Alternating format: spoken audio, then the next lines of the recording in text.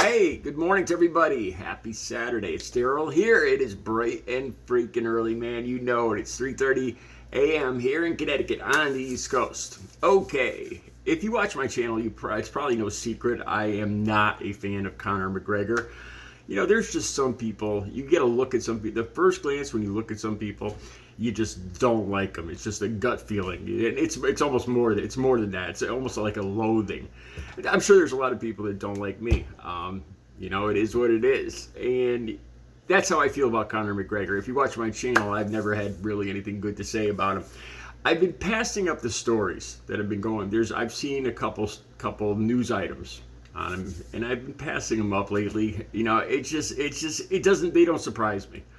The first one that I passed up, the links will be down below. If you haven't seen this yet, the mascot that he punched, I can't even remember which mascot it was.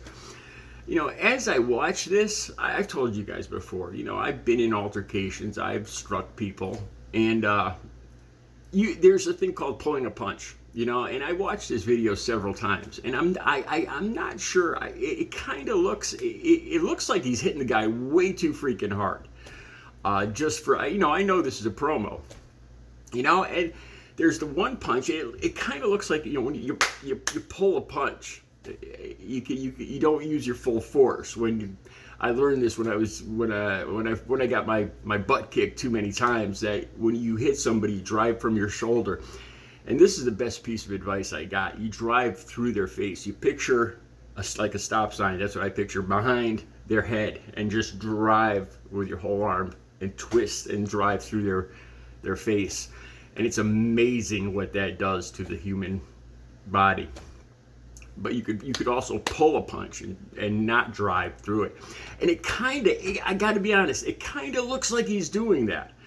You know, but he's still hitting this guy way too. And then, you know, the hit on the ground, and Conor's got to have some brain up there still left, and he's got to realize there's got to be some kind of framework inside this mascot's head, like metal or plastic, at least framework that holds it all up. You know, and it's not just like the guy's wearing cushions on his face.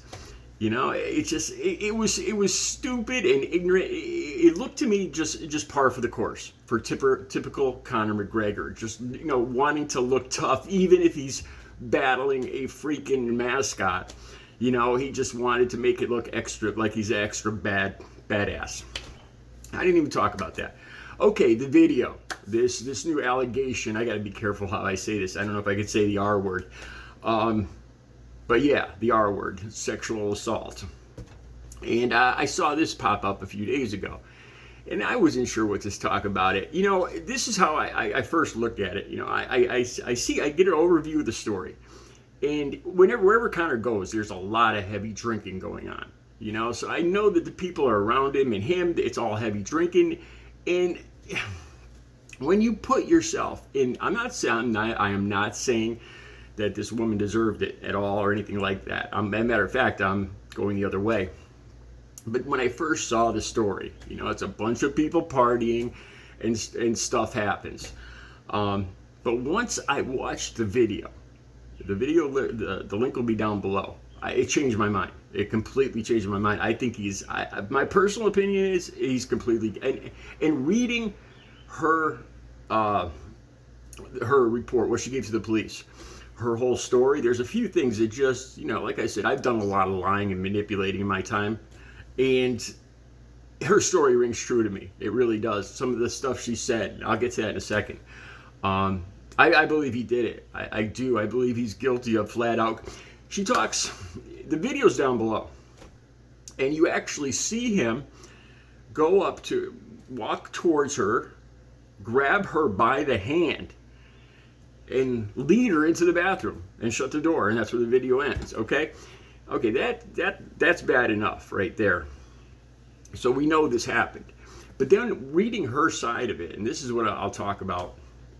According to her, she talks about how, you know, she had like over 6 drinks. So, you know, granted, you know, this does not excuse his behavior or anything like that. That's not what I'm saying or anything like that. I think he should be arrested for this, honestly. She wasn't even sure, I think, who was leading her by the hand. She knew that it was Conor that took her into the bathroom.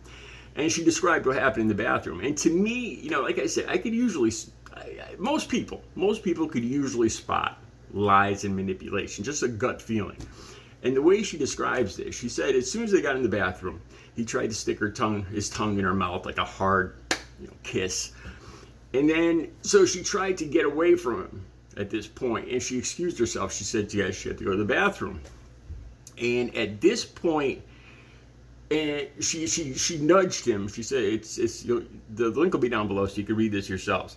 She kind of nudged him and to get away from him to go to the bathroom, and he forced himself on her and forced her to service him, is what I got, is the way I understood this.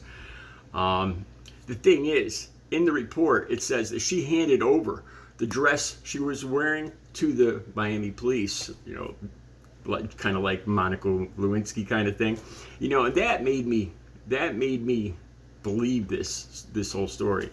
And then it says too that she finally got away from him, and she left her pocketbook in the bathroom, and later she had to call up the security, CONOR security, try to beg to get. I'm not sure if she said CONOR security or the hotel security. It sounded like she said CONOR security, like they took the pocketbook after she left from the bathroom, and she had to beg to get her pocketbook back. This will all be in the story, so you guys can read this yourselves down below.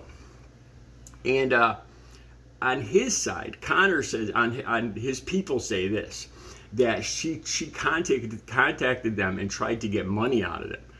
And when that didn't work, she went to the police. And I'm not buying that. And I know, like I said, when I look for similar things, like when I used to lie and manipulate through my 2.5 decades of using drugs. And you tell half truths.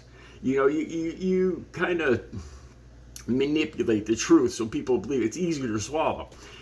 And I thought about this. When CONOR's team said that she called them up asking for money, and they turned her down. I mean, she called up asking for her pocketbook back, and in a way, that is money. Could they be manipulated? In fact, she did call them up trying to get the pocketbook back, and in the pocketbook there was money. No women leave their pocketbooks or their cell phones anywhere.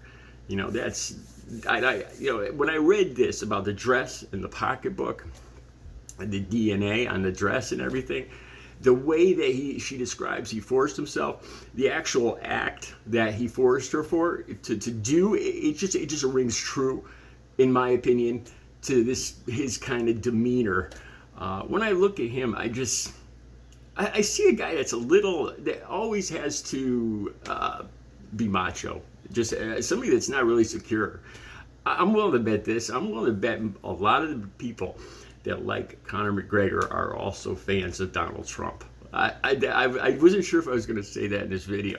Let me know. If you are a fan of Conor McGregor, please, you could say whatever you want in the comments, but let me know. Are you also a fan of Donald Trump? Because I'm willing to bet you are.